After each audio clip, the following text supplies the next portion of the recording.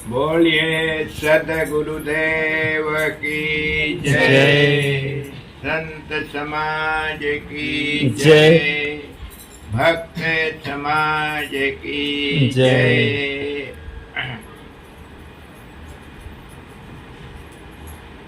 आज का दिन हिंदू समाज में एक त्योहार के रूप में संपन्न हो रहा है, जिस त्योहार को कहते हैं तीजा। आज तीजा का दिन है। नारी समाज जिनके पति हैं वे सब आज व्रत रखे हुए हैं। भोजन आज नहीं खाए हैं, रात को खाएंगे। रात को दिन भर व्रत रखे हुए हैं। हिंदू समाज में वैसे तो बहुत से व्रत रखने का विधान है, त्योहार बनाए जाते हैं,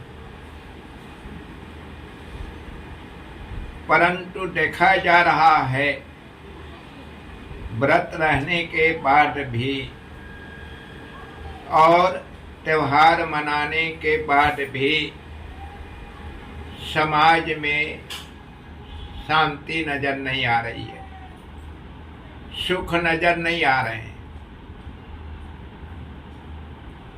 जब हम व्रत रख करके किसी मान्य देवी देवता से आशीर्वाद मांग रहे हैं, अब वे आशीर्वाद हमें दे रहे हैं, तो फिर हम सुखी क्यों नहीं हो रहे हैं?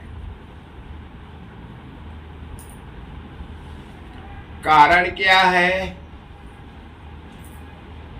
कि शब्दों को ही हम मान मान करके चल रहे हैं, शब्दों के रहस्य को नहीं जान पा रहे हैं। त्योहार क्या है, किसे कहते हैं, व्रत किसे कहते हैं, इनका बोध नहीं। इसलिए हमारे जीवन में सुख शांति नमो निशान नहीं। सदगुरु कबीर साहब एक बार टहलते टहलते जा रहे थे। एक जगह गए, देखे क्या, बहुत से दीपक जला करके लोग बाग हाथ जोड़ करके बैठे हैं। बहुत दीपक जलाए हुए और हाथ जोड़ करके सब बैठे हुए हैं। उन सब को देख करके कबीर साहब कहते हैं, सुनाते हुए, सबको सुनाते हुए, बाहर तुम दीपक जला रहे हो, बाहर दीपक जला रहे हो, अपने घर के अंदर हृदय में दीपक जलाओ। तुम्हारे हृदय में घट के अंदर अंधकार भरा हुआ है और अंधकार होने से तुम अशांत हो। जो चीज चाहिए वो चीज मिल नहीं रही है तुम्हें। तुमको सुख चाहिए, शांति चाहिए, और तुम बाहर दीपक जला रहे हो। घट के अंदर हृदय में दीपक जलाओगे तब सुख और शांति का अनुभव होगा तुम्हें। घट के अंदर का अंधकार क्या है? जैसे बाहर अंधकार होता है तो कोई चीज को हम पा नहीं सकते अंधकार में। जब दीपक जला देते हैं तो बाहर की चीज मिल जाती है। इसी प्रकार से हमारे घट के अंदर में अंधकार है। वो अंधकार के कारण से जो हमें चाहिए, क्या चाहिए, हमारी क्या मांग है? शांति। शांति यही हमारी असली मांग है। सुख यही असली मांग है, लेकिन एक सुख शांति को हम नहीं पा सक रहे हैं, क्योंकि हमारे ही अंदर में अंधकार भरा हुआ है। अंधकार क्या है? शरीर, हमारे जीवन के अंदर में अंधकार किसे कहते हैं? बुराइयों को अंधकार कहते हैं। जिस कारण से हम दुखी रहते हैं, तो किस कारण से दुखी रहते हैं? बुराइयों को पकड़े हैं, तब बुरी आदत बनाए हैं, लड़ते हैं, झगड़ते हैं, गाली देते हैं, गलत खान पान बना के रखे हैं, दुर्व्यसनी बने हैं, दूसरे की निंदा करते रहते हैं, दूसरे का अपमान करते रहते। यही दुख का स्वरूप है, इसी को दुख कहते हैं। दुख का कोई ऐसा रूप नहीं है हम दुख को जान जाए और सुख को भी जान जाए, ऐसा सुख का कोई रूप नहीं होता है। हम कहते तो रहते हैं हम सुखी हैं, कहते रहते हैं दुखी हैं, लेकिन हम यदि जानते हैं, हम पूछते हैं कि दुख किसे कहते हैं, दुख किसे कहते हैं, सुख किसे कहते हैं, कोई नहीं बता पा रहा। बस कहे जा रहे हैं हम सुखी हैं। तो सुखी उसको नहीं कहते बहुत धन है तो हमारे पास, बहुत धन है तो हम सुखी हैं, बड़ी नौकरी मिल गई है तो सुखी हैं, अच्छा भोजन खा रहे हैं तो सुखी हैं, सम्मान मिल रहा है तो सुखी हैं। ये सुख का लक्षण नहीं है, क्योंकि इसमें परिवर्तन आएगा। एक रस भोजन नहीं पाएंगे तो दुखी हो जाएंगे, एक रात प्रतिष्ठा नहीं पाएंगे तो दुखी हो जाएंगे। इसको सुख नहीं कहते। सुख अलग होता है और दुख अलग होता है। तो दुख कहते हैं विकारों को। जैसे मैं भयभीत हूं, क्यों भयभीत हूं? गलत काम किया हूं तो भयभीत हूं। अगर मैं गलत काम ना करूं तो भयभीत नहीं होंगे। तो मैं किसी को गाली दे दिया हूं तो भय में हूं, जिसको गाली दिया हूं वो मुझे मार ना दे, ये मेरे अंदर में भय बना है। तो भय का कारण क्या है? गाली। और गाली देना ये विकार कहा जाता है। किसी के धन को चुरा लिया, छीन लिया, ठग लिया, बस मैं दुखी हो गया। क्योंकि धन क्यों छीला, क्यों लूटा, क्यों चोरी किया? लोभ था, ज्यादा धन मिल जाएगा तो सुखी हो जाऊंगा, ये मेरे अंदर में लोभ जगा। और वही लोभ मेरे को अपराध करने के लिए कारण बना। अगर लोभ नहीं होता, मैं संतुष्ट रहता थोड़े धन में, तो मैं किसी के धन को छीनता नहीं, लूटता नहीं, ठगता नहीं। तो हमारे जीवन में जितने विकार हैं वही दुख कहलाता है। इसलिए विकारों को निकालने की आवश्यकता है। हम विकार दे, क्रोध कभी ना करें। कोई गाली दे दिया, शांत रहें, सह लें, सुन लें, कहाँ दुखी होंगे। और कोई गाली दिया, बस नाराज हो गए, क्रोध में आ गए, अब पीट दिए, झगड़ लिए, बस दुखी हो गया। तब दुख का स्वरूप है विकार। हमारे जीवन में जितने विकार हैं सबको निकाल दें, बस सुखी। कोई सुखी और दुखी बनाने वाला कोई नहीं है दुनिया में। आकाश में कोई सुखी बनाने वाला नहीं बैठा है और कोई दुखी बनाने वाला भी नहीं बैठा है। हम स्वयं अपने अच्छे और कर्मों के आधार से सुखी दुखी होते हैं। अपने कर्मों को ही सुधारने की जरूरत है। हम दीपक जला लिए और कहते हैं हम सुखी हैं, लेकिन काम, क्रोध, लोभ, मोह सब भरा है उसके अंदर में। क्षण क्षण में नाराज हो रहा है, क्षण क्षण में लोभ में पड़ करके दूसरे को ठग रहा है, धन चुरा रहा है, छीन रहा, प्राणी की हत्या कर रहे हैं। कहाँ सुखी है? तो सदगुरु कबीर साहब का यही कहना है कि दोष दुर्गुणों को निकालो। उसे को साहब कहते हैं, सकलो दुर्मति दूर करो, अच्छा जन्म बनाओ। काग गवन गति छाड़ के हंस गवन चले आओ। समस्त दुर्बुद्धि को दूर करो और जीवन को अच्छा बनाओ। दुर्बुद्धि के कारण से हम जीवन को अच्छा नहीं बना पा रहे हैं। अच्छा जीवन का लक्षण क्या है? कैसे जाने हमारा जीवन अच्छा है?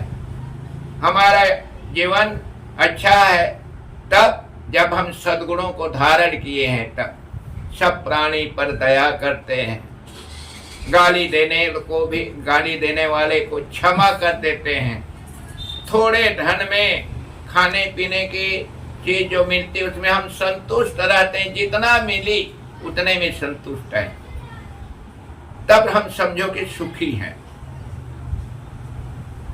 संतोष के बराबर कोई धन नहीं दुनिया में। लेकिन आज हम देख रहे हैं कि आदमी धन बढ़ाने के लिए ऐसे ऐसे कर्म कर रहे हैं जो अन्य के लिए दुख का कारण तो बन रहा, लेकिन उसके लिए भी दुख का कारण बन रहा है। आपराधिक ढंग से धन कमा रहे।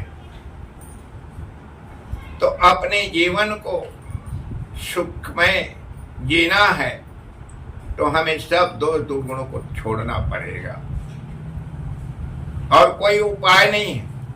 लेकिन आज साहब ने कहा ना, घट के भीतर बहुत अंधेरा, ब्रह्म अग्नि उजियारू रे। अपने अंदर में ब्रह्म अग्नि, ब्रह्म अग्नि क्या है? ब्रह्म कहते हैं श्रेष्ठ। अब अग्नि अध्यात्म क्षेत्र में अग्नि का अर्थ होता है ज्ञान। ज्ञान क्या? ज्ञान खाने का ज्ञान तो पशुओं को भी है, सोने का ज्ञान पशुओं को भी है, संतान पैदा करने का ज्ञान पशुओं को भी है, भयभीत होने का ज्ञान पशुओं को भी है। अब इतने ही ज्ञान हमको है और हम अपने को सुखी मान लें, ये बहुत बड़ी भूल है। ज्ञान को समझिए, किसका ज्ञान होना चाहिए? आत्मा का ज्ञान होना चाहिए। साहब ने साफ किया, आत्म ज्ञान बिना नर भटके, कोई मथुरा कोई काशी। मैं सुनी आवे हाथी, पानी में मीन प्यासी। उदाहरण दे रहे हैं मछली का। मछली रात दिन पानी में रह रही है, पानी में उसका घर है, रहने की जगह है, फिर भी प्यासी है। आश्चर्य लगता है कि नहीं? नहीं। आश्चर्य क्या? रात दिन पानी में डूबी रहे मछली, लेकिन पानी को पेट में नहीं ले जाएगी, प्यास कैसे बुझेगी? अरे भाई, पानी को पेट में ले जाएगी मछली, तभी प्यास से मछली छुट्टी पाएगी। अब पानी को पेट में नहीं ले जा रहे, रात दिन डूबी है और कहते मैं प्यासी हूँ, प्यासी हूँ, प्यासी। ऐसे आदमी जो सुख का आधार है, शांति का आधार है, उसको नहीं जान पाया। भले इधर देवी देवता भगवान परमात्मा की पूजा नाम जप खूब करा, लेकिन रंच मात्र उसके जीवन में सुख शांति नहीं झलक रहा। तो वही साहब का कहना है, सकलो दुर्मति दूर करो, अच्छा जन्म बनाओ। अपने जीवन को अच्छा बनाओ। हम जीवन को अच्छा नहीं बना पा रहे हैं और अनेक उपाय कर रहे हैं सुख शांति प्राप्त करने के लिए। हमारा सब उपाय निष्फल जा रहा है, बेकार जा रहा है। परिश्रम तो कर रहे हैं, लेकिन हमारा परिश्रम करना सब बेकार जा रहा है। यही साहब का कहना है। साहब कबीर यही नहीं कहे हैं कि किसी का नाम जपो, किसी को पुकारो। ये कभी कहीं पर एक शब्द नहीं कहे। उन्होंने हमारे महत्व को बल्कि उजागर किए। कबीर साहब कहते हैं ना, हंसा तू तो सबल था, हल्की अपनी चाल, रंग कुरंगे रंगिया, तय किया और लगवार। ऐ मानव, हंस का मानव को हंस शब्द से तुलना करते हैं। कहीं पर कौवा से तुलना किए, कहीं पर गधा से तुलना किए, कहीं पर बैल से तुलना किए। कबीर साहेब ऐसे ऐसे पशु का नाम लेते हैं, उसको मनुष्य से तुलना करते हैं। तो उन पशुओं में जो गुण होता है, वो गुण यदि मनुष्य में है तो समझो वो गुण वाला पशु के समान है। वो मनुष्य है तो देह से तो मनुष्य है, लेकिन स्वभाव से मनुष्य नहीं है। जब तक हम स्वभाव से मनुष्य नहीं हो जाते हैं, कभी सुखी नहीं हो जाएंगे। भले कबीर साहब ने कहा, मानुष मानुष सब कोई कहावे, मानुष बुद्धि कोई बिरला पावे। सब तो अपने आप को कहते हैं हम मनुष्य हैं, मनुष्य हैं, मनुष्य। लेकिन मनुष्य की बुद्धि जहाँ है वो मनुष्य है, बाकी सब पशु। क्योंकि हमारा जो स्वभाव है पशु जैसे स्वभाव है। कुरंग मटंग पतंग भिंगा मिना हटा पत्यभीरेव पंच, एका प्रमाणी कथम न हन्यते ये सेवते पंचभीरेव पंच। कुरंग, हाँ, मृगा। मृगा शब्द में पकड़ा जाता है, शब्द में बंध करके, शब्द में आकर्षित होकर के मृगा पकड़ा जाता है। हम शब्द को ही सुन सुन करके मान लिए, इसका मतलब हम मृगा हैं अभी। अब मृगा को पशु कहा जाता है, हम मृगा के तुल्य हैं अभी। शब्द विषय में उलझे हैं, शब्द विषय को मान लिए, बस राम राम राम कह देने से हम अपना कल्याण मान रहे हैं। राम एक शब्द है बस, और कुछ नहीं। इसलिए सदगुरु कबीर साहब कर, पंडित बाद बने सो झूठा, राम के कहे जगत गति पावे तो खान कहे मुख मीठा। है पंडित, तुम राम राम कहने से कल्याण होता है ऐसा कह रहे हो ना, तुम्हारी बात झूठ।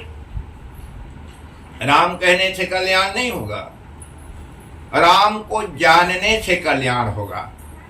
जैसे साहब ने मछली का उदाहरण दे कहा कि पानी में मीन पिया थे, तो क्या होता है, पानी में रात दिन है लेकिन पी नहीं रहे। पानी पेट में जाएगी तभी प्यास बुझेगी।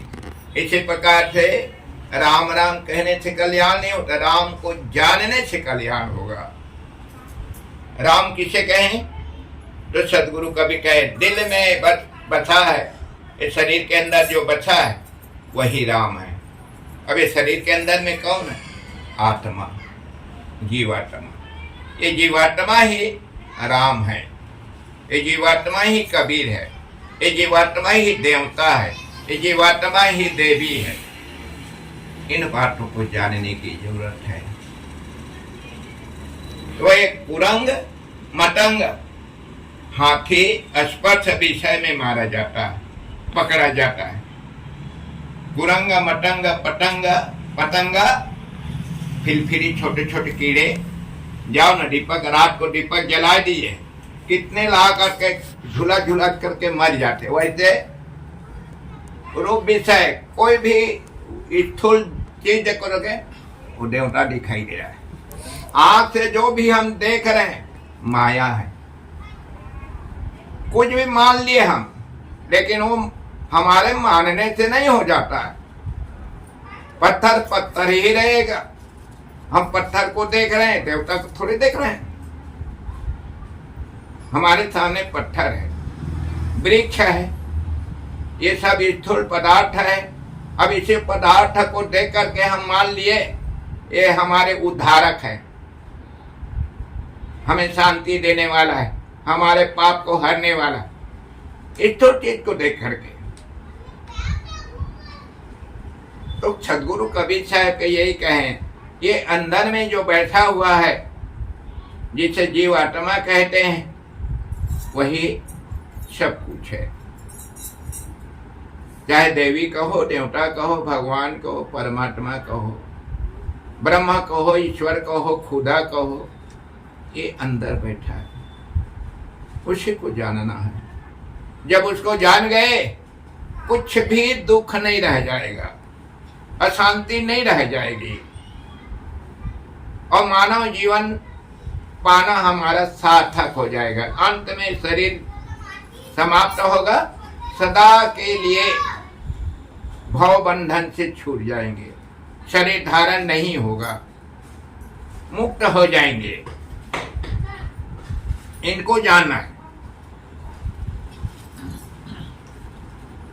आदमी जैसा सुनता है वैसा मान लेता है। मानना नहीं है, जानना है। जानना अनुभव की बात होती है और मानना कल्पना की बात होती है। कल्पना करते हैं, मान करके कल्पना। तो कल्पना करने से कोई सुख शांति से जी नहीं पाएगा। हाँ, जानना चाहिए, अनुभव करना चाहिए। तो सदगुरु कबीर साहब का ज्ञान परम सुख, परम शांति देने वाला ज्ञान है, भटकाने वाला नहीं। बाकी जितने और भी उपदेशक हैं समाज में, संप्रदाय के जो अगुआ कहलाते हैं, सब भौतिक दुनिया में ही बांध के रखे हैं। भौतिक चीज को ही सब सुख शांति का था। ठीक है, भौतिक चीज की जरूरत है, तो भौतिक चीज किनके लिए जरूरत है? शरीर के लिए। शरीर के लिए भौतिक चीज की जरूरत है। हवा, पानी, आगी, मिट्टी का बना हुआ जो चीज है, जैसे हम भात खाते हैं, सब्जी खाते हैं, ये क्या है? हवा, पानी, आगी, मिट्टी का संगठन है। ये शरीर के लिए जरूरी है, लेकिन मैं शरीर थोड़ा हूं कि इनकी जरूरत पड़े।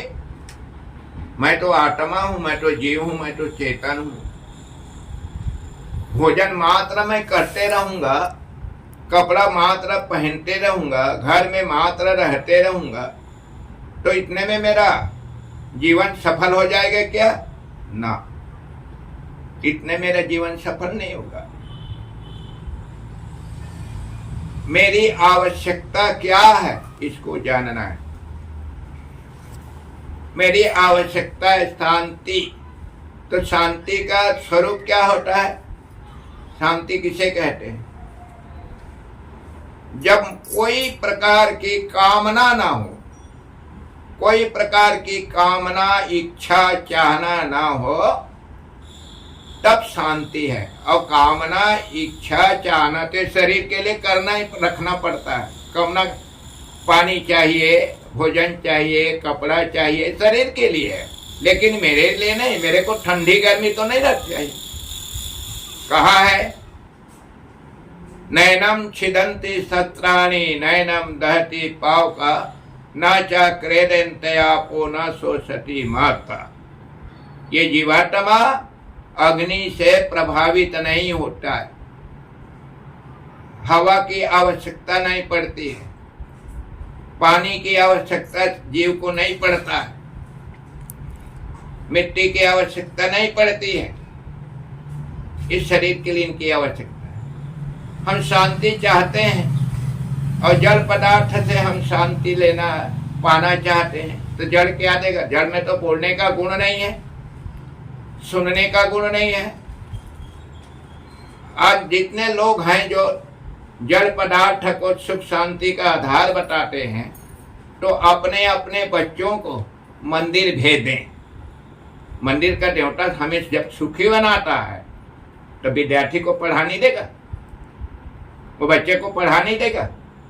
मंदिर का देवता क्यों स्कूल भेजते हैं, क्यों मानव के पास भेजते हैं? जब वो देवता हमको सुखी बना सकता है तो बच्चों को भी पढ़ा सकता है। कहाँ होता है?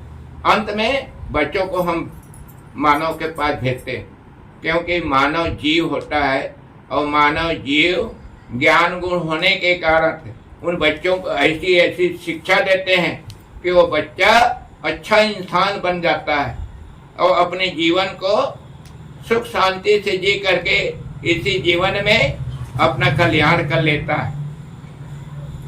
यही कबीर का कहना। जगमग ज्योति निहारो मंदिर में। मंदिर शब्द तो कहा है साहब ने, लेकिन कौन सा मंदिर है?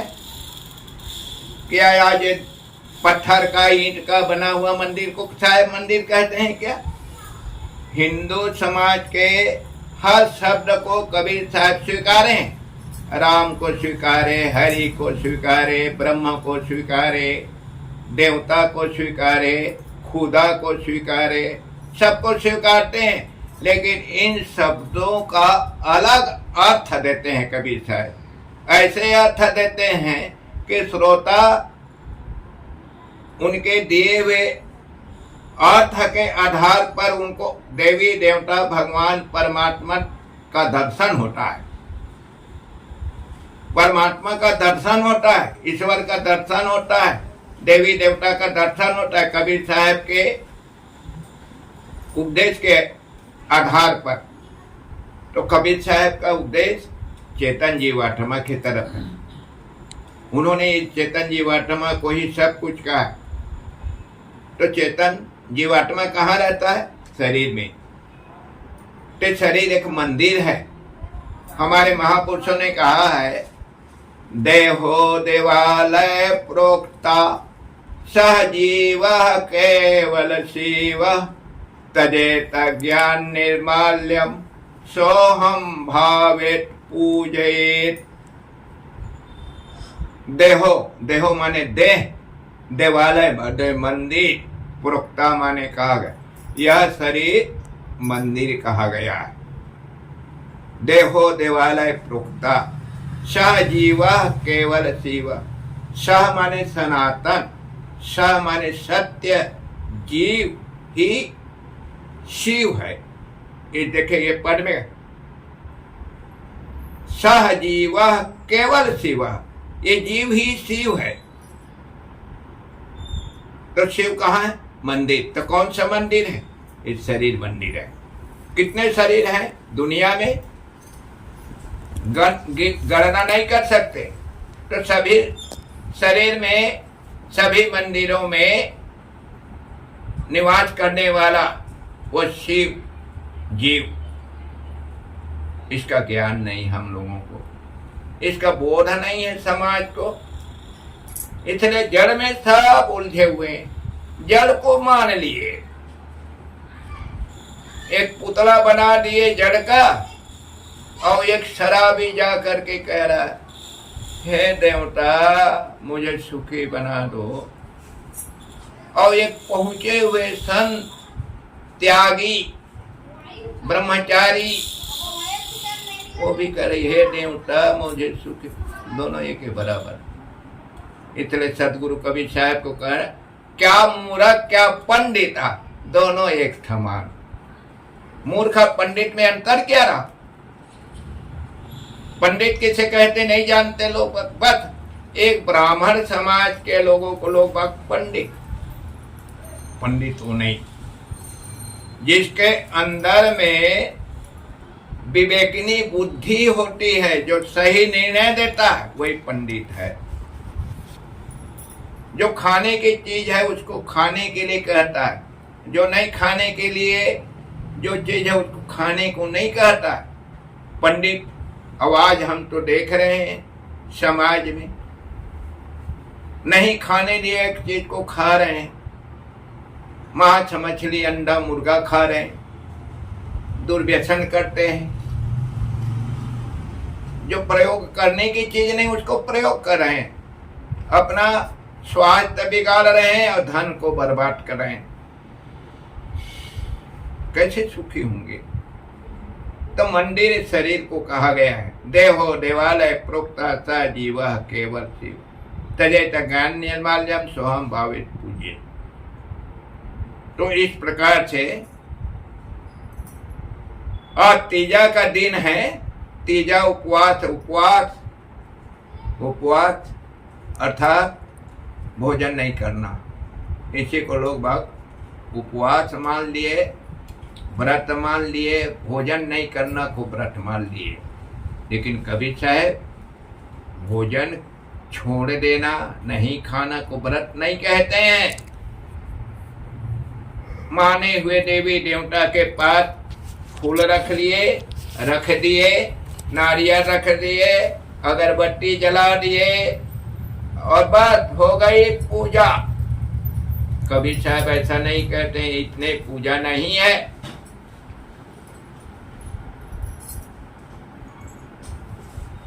कबीर साहब का पूजा क्या है, कबीर साहब का व्रत क्या है। साहब कहते हैं व्रत वही जो बुरा कर्म छोड़े और व्रत सब झूठ पसारा। व्रत का अर्थ होता है बुराइयों का त्याग कर देना। और वो बुराई के कारण से हम दुखी हैं, और यदि हम बुराइयों को जीवन से निकाल देते हैं तो सुखी हो जाते हैं। किसी को पुकारने की जरूरत नहीं। व्रत वही जो बुरा कर्म छोड़े और व्रत सब झूठ पसारा। और जितने व्रत, भोजन छोड़ देना, व्रत मानना, ये सब अज्ञान है। अज्ञानता से लोग बाग मानते हैं, क्योंकि वैसे ही समाज में उद्बोधन कर रहे हैं, वैसे बताया जा रहा है। अगुआ लोग वैसे बता रहे हैं, और उन्हीं को मान मान करके व्रत तो रह रहे हैं, भोजन तो छोड़ दिए, लेकिन पति को दुखा रहे हैं, गाली दे रहे हैं। आज का दिन उसी उद्देश्य से व्रत रहती हैं, रही व्रत रखी हुई हैं कि हमारे पति देव सुख से जीवन जिए, हमारे पति देव के जीवन में कोई दुख ना हो। यही कामना से आज लोग, महिला समाज भोजन का त्याग किए हुए हैं, व्रत रखे हुए। और उधर क्या है, इनके भोजन छोड़ने से वो सुखी होगा। और जबकि जुआ खेल रहा है, शराब पी रहा है, लड़ रहा है, झगड़ रहा है, और ये व्रत रख रही है, तो क्या इसके व्रत रहने से, भोजन छोड़ देने से वो सुखी हो जाएगा? वो तो अपने कर्म को गंदा बना के रखा है, कैसे सुखी होगा? उसके सुख दुख का मालिक तो वही है, हमारे कहने से वो सुखी दुखी नहीं होगा। इतना जरूर करना चाहिए महिलाओं, भोजन न छोड़ करके अपने पति में जो दुर्गुण दिखाई दे उनको दूर करने के लिए उन्हें कुछ निवेदन करना चाहिए। हे पति देवता, बीड़ी पीते हो, गांजा पीते हो, भांग खाते हो, शराब पीते, इसमें पैसा बर्बाद हो रहा है, छोड़ तो दीजिए। ऐसा निवेदन करना चाहिए ना। कहाँ निवेदन करते हैं? यही व्रत है। छुड़ाओ अपने पति के जो बुराई उनके जीवन में दिखाई दे, उन बुराइयों को निकालने के लिए पैर पकड़ लो और रो रो करके कहो इनको छोड़ो। जब छोड़ देगा स्वयं सुखी हो जाएगा। तो पंडित लोग कहाँ ऐसा बताएंगे?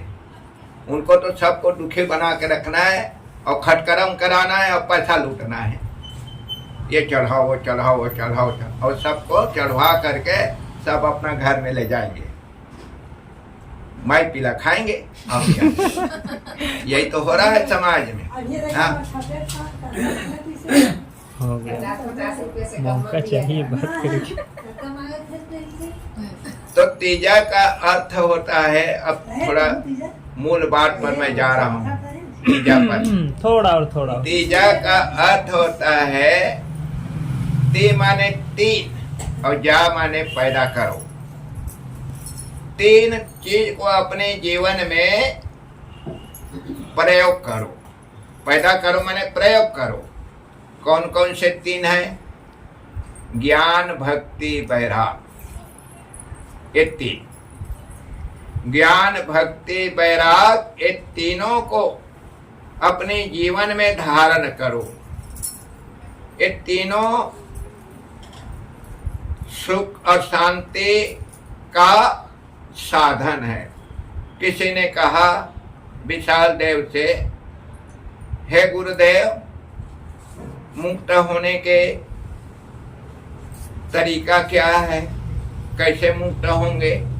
तो कब विशाल देव कहते हैं, भक्ति बिरति पारख सुथिर, रही कर अपनों काज, जाय योग्यता प्राप्ति जस तस प्रारब्ध निवाज।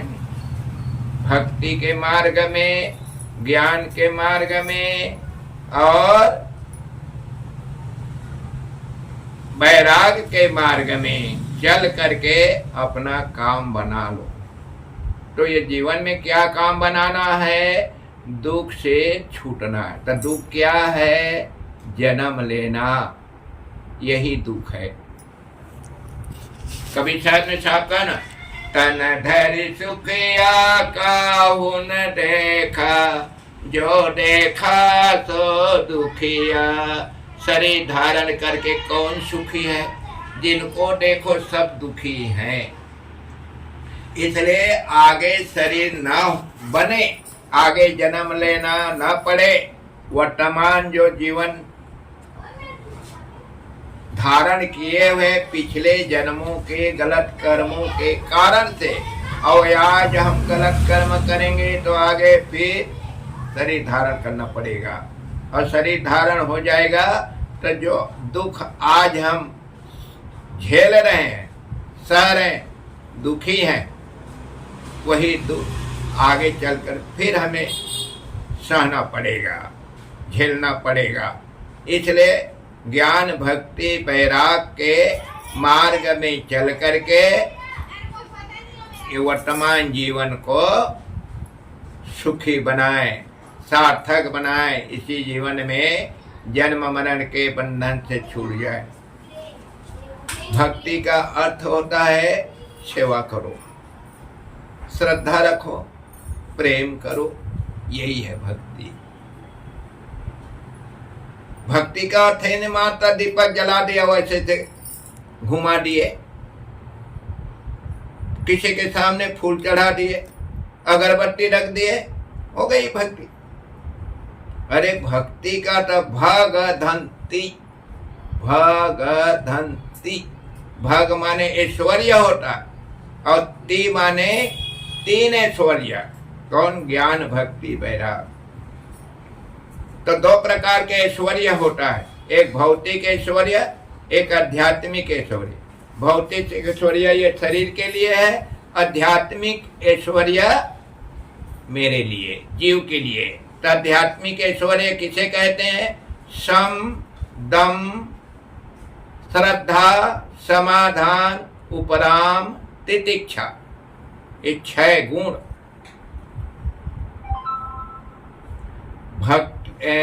आध्यात्मिक धन है। भौतिक धन से शरीर की सुरक्षा होती है और आध्यात्मिक धन से आत्मा की सुरक्षा होती है।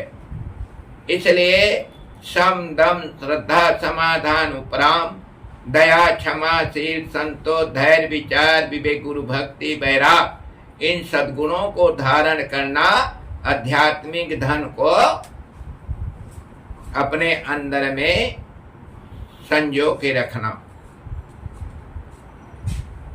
तो यही है भक्ति का अर्थ। माता पिता की सेवा करो, प्राणी मात्र की सेवा करो। जो क्षमता है, जैसी जैसी आप लोगों की क्षमता है, हमारी क्षमता है, प्राणी मात्र के प्रति हम कुछ नहीं दे सकते तो मन से तो कहें इनके दुख दूर हो जाए, ये सुखी हो जाएं, शांत हो जाएं, इतना तो सोचें। ये मन के द्वारा सेवा करना है। वचन के द्वारा सेवा कैसे होगी?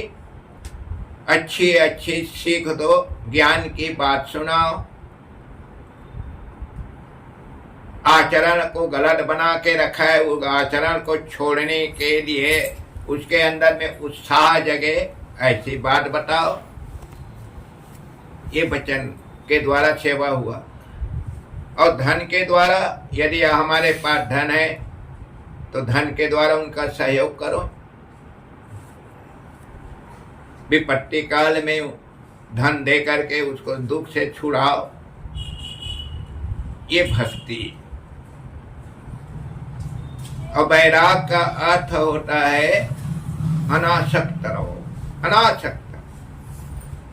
जैसे हम मिठाई खाए हैं, बस खाते तक के लिए मीठा मीठा अनुभव करो, और मिठाई खा के जहां यहां से कुछ भूल जाओ, वैराग हो गया, उसे वैराग लो।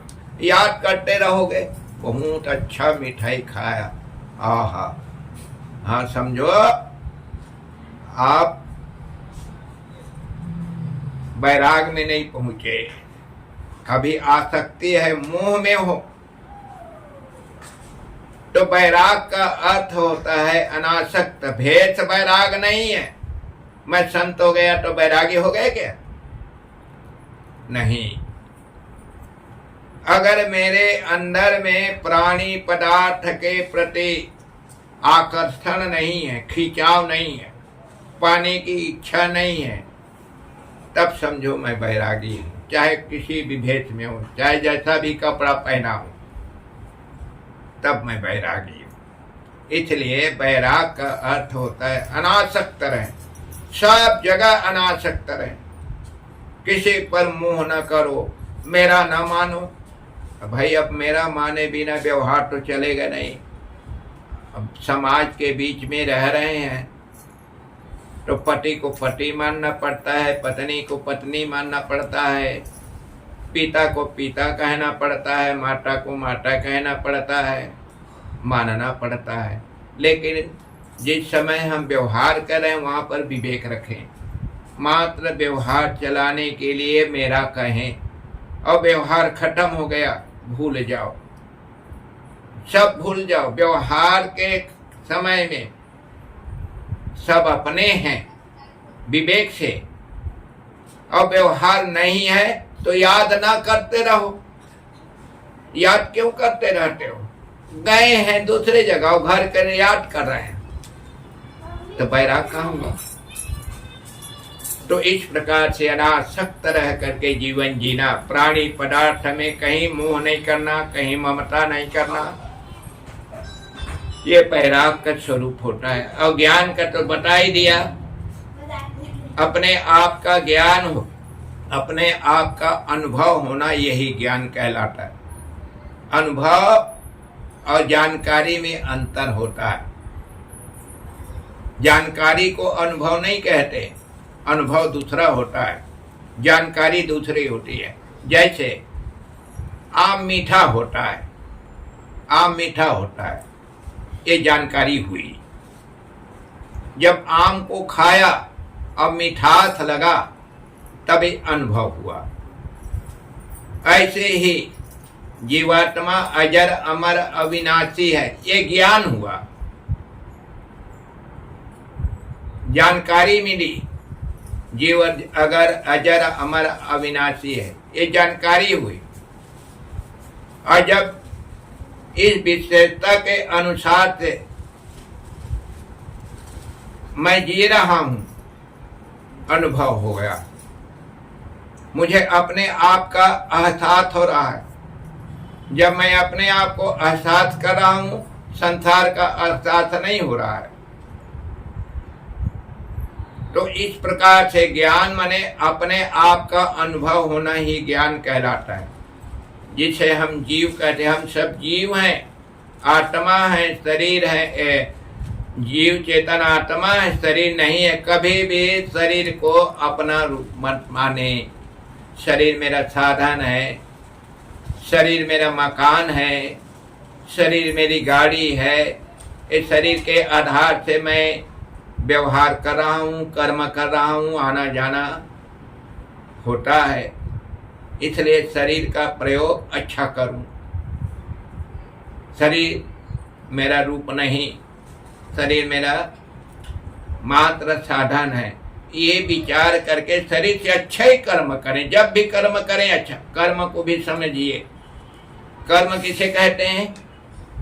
कर्म कहते हैं जैसे मैं बोल रहा हूं ना, मैं कर्म कर रहा हूं, अब आप सुन रहे हैं, आप भी कर्म कर रहे हैं।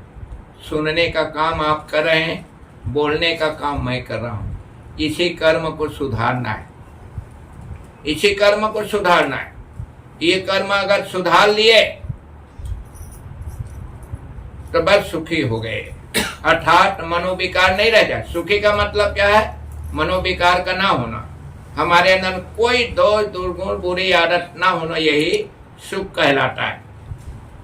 इन सब बातों को समझने की जरूरत है और समझ करके वर्तमान में हमें किसी प्रकार की दोष दुर्गुण बुराइयों को अपने जीवन में रहने ना दें, सब निकाल दें। पहले से यदि है तो उनको भी निकाल दें।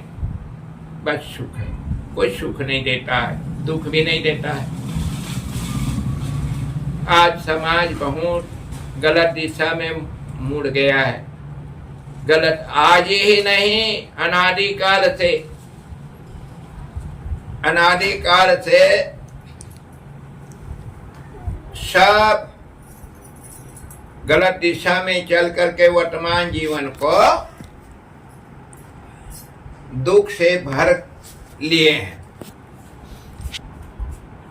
सदगुरु कबीर साहब इसीलिए कहते हैं, जो जानऊ जग जीवना, जो जानऊ सो जीव, पानी पचावहु आपना तो पानी मांगन पीऊ। यदि जीवन जीने की कला जानते हो, शांति से जीना चाहते तो जीव को जानो, जीव को जानो, परमात्मा को जानो, ब्रह्मा को जानो, ईश्वर को जानो। कबीर साहब नहीं कहते हैं, जीव को जानने कहते हैं। जीव कौन है? हम आप हैं। जो मैं कह रहा वही जीव है। तो इस प्रकार से तीजा का अर्थ यही होता है, ज्ञान भक्ति वैराग में चल करके अपने दोष दुर्गुणों को निकाल देना, ये तीजा है। भोजन छोड़ना ये तीजा नहीं। भोजन छोड़ देने मात्र से कोई सुखी नहीं हो सकता। देवता भगवान परमात्मा खुश नहीं होगा। हाँ, हम ऐसे महापुरुष के पास नहीं बैठते हैं, इसलिए ऐसा ज्ञान नहीं हो पाता है। जब सदगुरु कबीर साहब ने कहा ना, जाको सदगुरु ना मिला व्याकुल चहुं दिस धाय, आंख न सूझे बावरा घर जरे घूर घुटाए। जिनको सदगुरु नहीं मिले हैं वो भटक रहे हैं शांति के लिए। उदाहरण दे करके बता रहे हैं, आग लगी है घर में, आग लगी है घर में, अब पानी कहाँ डाल रहा है? घुरुआ में। बताओ, यही तो हो रहा है समाज। आग लगी है घर में, अब पानी डाल रहे हैं घुरुआ में, तो आग कैसे बुझेगी? तो घर क्या है, अब आग क्या है, अब पानी क्या है? इसको समझो। ये अलंकारिक भाषा में सदगुरु कबीर साहब अपनी वाणी को ज्यादा कहते हैं। अलंकार में घर है ये शरीर, अंतःकरण, अब आग है दोष दुर्गुण बुराइयां। हमारे अंतःकरण में बुराई भरे हुए हैं, वही आग है। उसी आग से हम जल रहे हैं, अर्थात दोष दुर्गुणों के कारण से दुखी हैं। अब इस दुख से हमें छूटना है, तब पानी क्या है? सद्गुण। सद्गुणों को धारण करें, ये दोष दुर्गुण निकल जाएंगे, सुखी हो जाएंगे। लेकिन हम सुखी होने के लिए कहाँ पानी डाल रहे हैं? जड़ पदार्थ में। वंदना किसको कर रहे हैं? प्रार्थना किसको कह रहे हैं? जड़ पदार्थ। और जड़ पदार्थ में जानने का गुण नहीं तो आशीर्वाद कैसे देगा? हमारी बात तो सुन भी नहीं रहा हो, हमारी प्रार्थना को तो सुन नहीं रहा। एक उदाहरण से दे करके बंद करता हूं। जैसे अभी गणेश बना रहे हैं, आदमी गणेश बना रहा है, और गणेश बना करके उसमें रंग भरेंगे, उसको सजाएंगे। सजाने के बाद में उसको कहीं बैठाएंगे, कहीं रखेंगे, उसके बाद पंडित जी आएगा, अब पंडित जी पूजा पाठ करेगा, अब क्या कहेगा, हाँ अब गणेश भगवान आ गए इसमें गणेश भगवान आ गए। अटका वेद नहीं, इसके पहले नहीं आया था। गणेश भगवान ने पूजा पाठ के पहले नहीं आया था, अब पूजा पाठ के बाद गणेश भगवान आ गए। अब विचार करो, जैसा पहले था अब भी वैसा है। पहले नहीं बोलता था, अब भी नहीं बोल रहा है। पहले नहीं खाता था, अब भी नहीं खा रहा, अब भी देख रहा है। तो गणेश भगवान कहाँ है?